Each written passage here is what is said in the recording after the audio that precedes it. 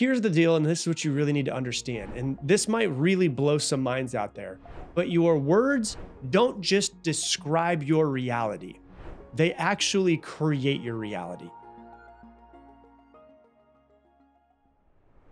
Today, we're going to be talking about the power of the words that you use, the words that you use and you speak, but also the words that you use inside of your own head, because small shifts in your language actually shape your reality.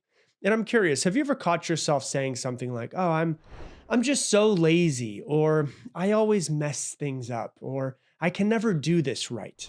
If you've ever said something like that, it might seem like it's just a harmless thing that you say. But here's the deal, and this is what you really need to understand. And this might really blow some minds out there, but your words don't just describe your reality, they actually create your reality. A lot of times we think we're just describing what's happened in the past, but when we describe what's happened in the past and we say, "This is who I am," well, then they're going to create the future that you walk into. And the way that you speak about yourself programs your brain to see the world a certain way. So if you're the type of person that says, "I always self sabotage," your mind takes that as a law and reinforces those patterns that keep you stuck. And so when you say something like that, you have to understand your mind doesn't know the difference between you're joking or you're telling the truth. So it just stores everything as true. So if you say, "I always self sabotage," your mind's like, "Okay, well, it looks like we're just going to keep on self sabotaging because that's who we are." But what if instead you just switched and shift your words just a little bit and you say something like, "I've self sabotaged myself in the past, but I'm learning to break that habit." It's a tiny shift. Instead of saying, "I always self sabotage," hey, "I self sabotaged in the past before, but I'm learning to break that habit. I'm getting better. I'm evolving." Suddenly, there's a little bit of space for change. There's a little bit of space for you to evolve and get better versus stay stuck. And these small tweaks in how you talk to yourself or you talk about yourself can make a huge difference in your life. They make a difference in what you believe. They make a difference in what you feel. They make a difference in what you actually perceive when you look out into the world and what you ultimately are going to or not going to create in your life. And so your words matter a lot more than you think that they do. Whenever I'm on a Zoom call and I'm running a live or I'm in person with people and somebody says something, sometimes what I'll do is I'll just stop in the middle of the sentence. I'm like, "Hold on. I just want to reflect what you just said. Do you want to do you want to keep reminding yourself about this? Do you want to keep believing that that's who you are? Or do you want to shift it?" And they're like, "Oh, I want to shift it." Okay, so what would be a better way of saying what you just said? Because your brain is always listening, even to yourself. And so you've got to be very, very careful with your words. And you also have to be very careful when you start using words that are like absolute words. One of the things I hear people say a lot is always. "I always do this," or "never, I never do that." Or they speak to someone that they love and say, "You never do this." When you say always or never or words that are like that, you lock yourself in to an identity that leaves no room for change. When you say it to somebody else, you lock them into an identity that leaves no room for change.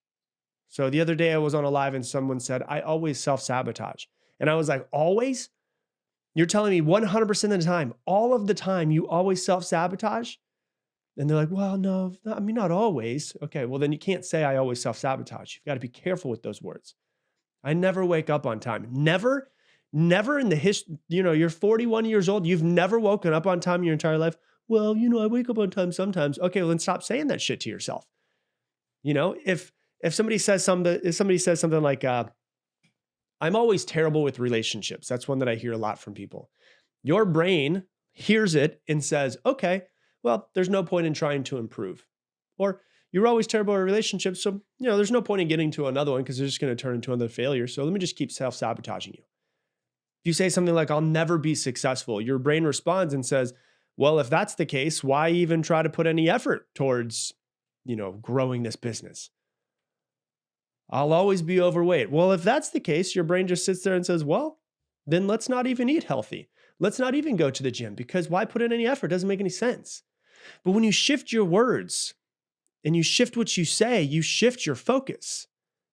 And if you say something like, I've struggled in relationships in the past, but I'm learning how to communicate better. Well, now you leave some space for opportunity. Your brain thinks, we're not stuck. We're working on this. Okay, progress, not perfection. That's good. Or if you say something like, success has been challenging for me, but I'm figuring out what works, your mind starts looking for solutions instead of trying to look for all of the roadblocks. So your brain thinks, oh, I'm getting better every day. Like we're working on ourselves. That's a good thing. Versus like we're stuck, we're never going to change. And so you've got to break the trap of like always and never. When you say those words, they're dangerous because they paint a picture of your identity of who you think you are as fixed. When in reality, you're this being that's constantly evolving all the time. And so next time you catch yourself using absolute language, you need to challenge yourself. You need to challenge yourself. You need to take a step back and say, hold on a second. Is this 100% true? Have I never done this before? Have I never woken up on time? Do I always screw this up? Is it 100% true? 100%? Pretty much every single time people go, well, it's not 100%, but it's a lot. Okay, well, then ask yourself the question, would I say this to a friend that I care about? And if not, how can I say this in a way, how can I reframe this in a way that allows for some sort of growth? So let me give you a couple of examples. If someone says something like, I always procrastinate, you would change it to something like, I've procrastinated in the past, but I'm getting better. See, it's a tiny shift. It doesn't seem like much, but it is a lot. I never follow through. Okay, you could say something like, following through has been a challenge for me in the past, but I'm improving. It's a tiny shift, but do you see the difference? The first version reinforces a limiting identity of yourself, and the second leaves room for you to evolve. And the thing that's interesting about language is that language shapes your focus. So we can't focus on every single thing that's happening around us, but what we say and what we think shapes what we focus on. Your brain is like a heat-seeking missile. It locks in to whichever thing in this world that you tell it to. Whatever you tell it to focus on, your brain's going to focus on. Whatever you tell it, it's going to search through your entire past and find all of the pieces of data to prove what you just said true. And so if you keep reinforcing the idea that you're lazy or that you're always behind or that you'll never be in a good relationship or that you'll always be overweight, your mind will look for all of the evidence in the world to support that. And I've given this example before in the podcast, but I think it's really important for people to understand. If you go into Google and you type right now, is coffee bad for your eyesight? There's a bunch of articles, there's a bunch of studies that prove, quote unquote, that coffee is bad for your eyesight. But if you go into Google and type, is coffee good for your eyesight? There are articles and studies that prove that coffee is good for your eyesight. Which one's the truth? Well, whichever one you decide to focus on, I guess. And so your brain is kind of like cosmic Google. It's like sitting down at the computer and saying, I always ruin my relationships. Well, then it's going to find all of the moments in your entire life where you've ruined relationships or messed up in some sort of way. Versus sitting down and saying, I've messed up in relationships in the past, but I've also done really good things in relationships. Well, then it's going to find all of the things that you did good in the relationship, the surprises, the time that you took your wife on, vacation when she didn't realize it was going to be coming up. And so your brain's going to search for whatever you talk about. Your words create your mental focus on yourself, on your world, on other people.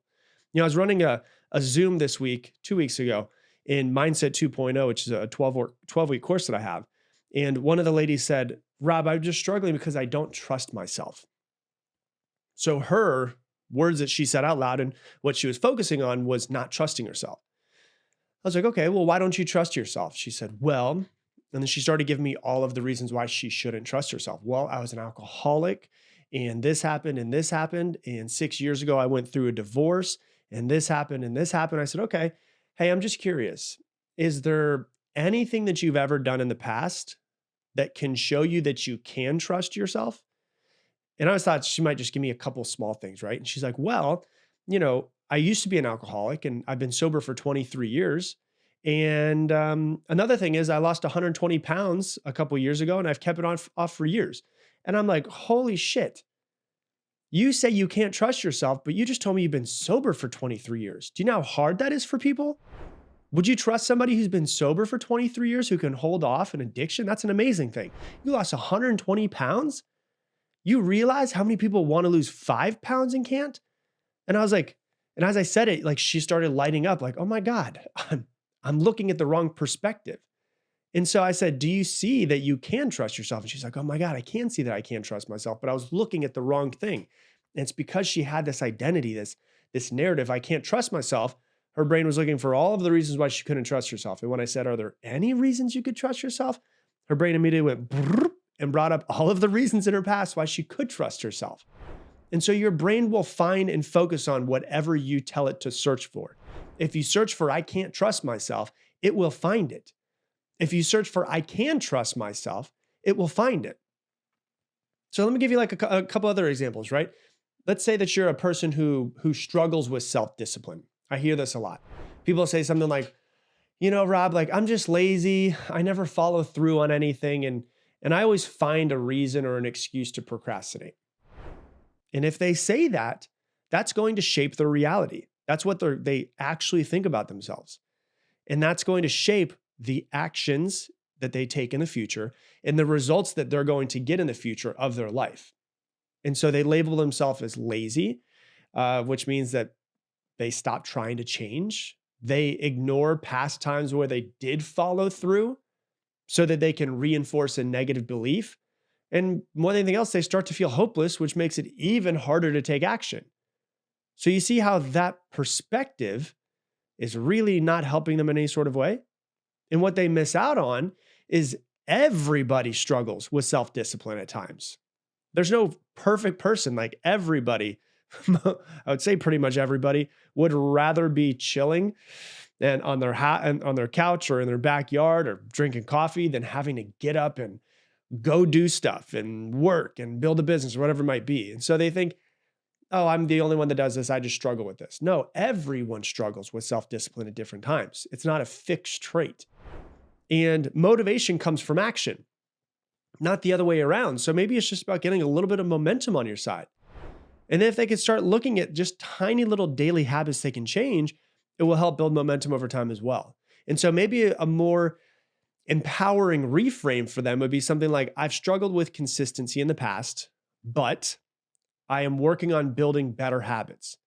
I don't have to be perfect. And all of these small steps are going to add up over time, right? That's just a simple reframe that they could use. So the way that we talk to ourselves isn't just a reflection of what is happening. It actually creates what we experience in the world.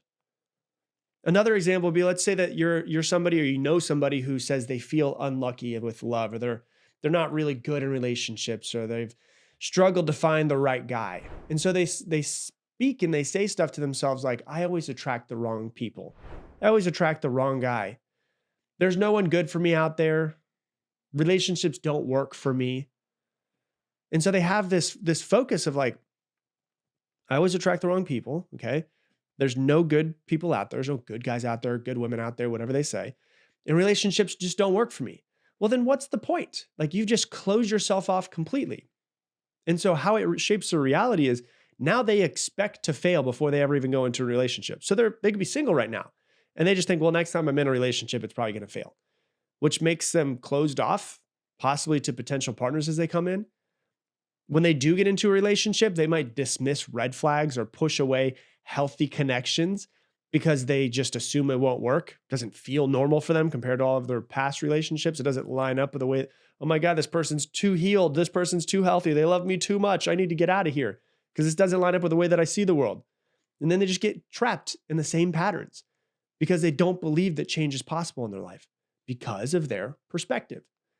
And so what they miss out on, the past experiences that they've had in relationships have nothing to do with the future person that you're going to get into a relationship with. People think that it does. It doesn't.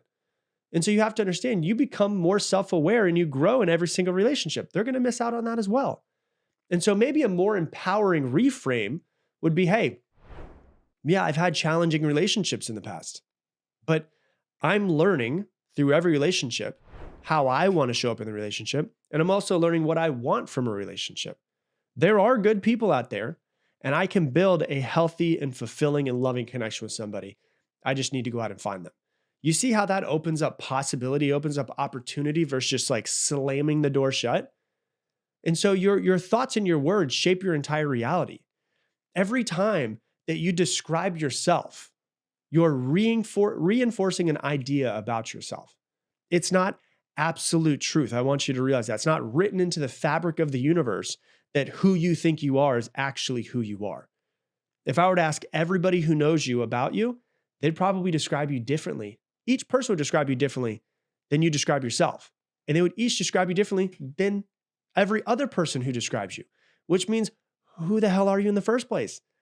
So if I'm going to reinforce some sort of idea about myself, wouldn't I want to reinforce an idea that I actually think is going to be conducive to help me grow my life and become better?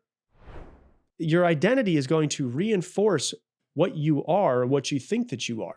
So are you reinforcing a positive identity, or are you just digging yourself a hole that's deeper, keeping yourself more stuck? If you see yourself as someone who never sticks to things, you'll unconsciously make choices that reinforce that belief over and over and over again. But if you see yourself as, you know what, I'm somebody who has struggled in the past and I'm learning and getting better at following through. Well, now you'll start to see and act in ways that support your new identity. And so my challenge for you today, and what I really want you to do, just hopefully you're driving to work or you listen to this in the morning on your run or whatever it might be, my challenge for you today is to try to catch yourself. Like just become aware. Notice how you talk to yourself in your head, and then notice how you speak about yourself to other people. Notice when you also use absolute language, things like always or never, or you close the door and you say, I can't. Because when you say I can't, that just closes the door completely. Or you say something like I am, and then what comes after the I am is something negative. Notice how just catch yourself for a second. Just notice the way that you think in your head, the way that you speak out loud. Then what I want you to do is step number 2 is to reframe it. Notice what you said. And if it's not the way that you want to think about yourself, it's not the way that you want to think about the world, shift it, reframe it, change it to a more empowering statement for yourself, a more growth-oriented statement for yourself. And then what I want you to do is I want you to feel the difference. Like notice how what you speak and what you say out loud changes the way that you feel. And notice that when you speak empowering things to yourself, you open yourself up to possibility and opportunities instead of limitation. Because your words are extremely powerful. They shape your entire world. They shape your focus. They shape your beliefs. They shape your actions, and they shape your reality. So you have to make sure that you choose them wisely and to speak to yourself in a way that moves you forward in your life, the true transformation. Hey, thanks so much for watching this video. YouTube thinks you should watch this video right now. So go ahead and click it and watch it. And if you want to subscribe, make sure you hit that button.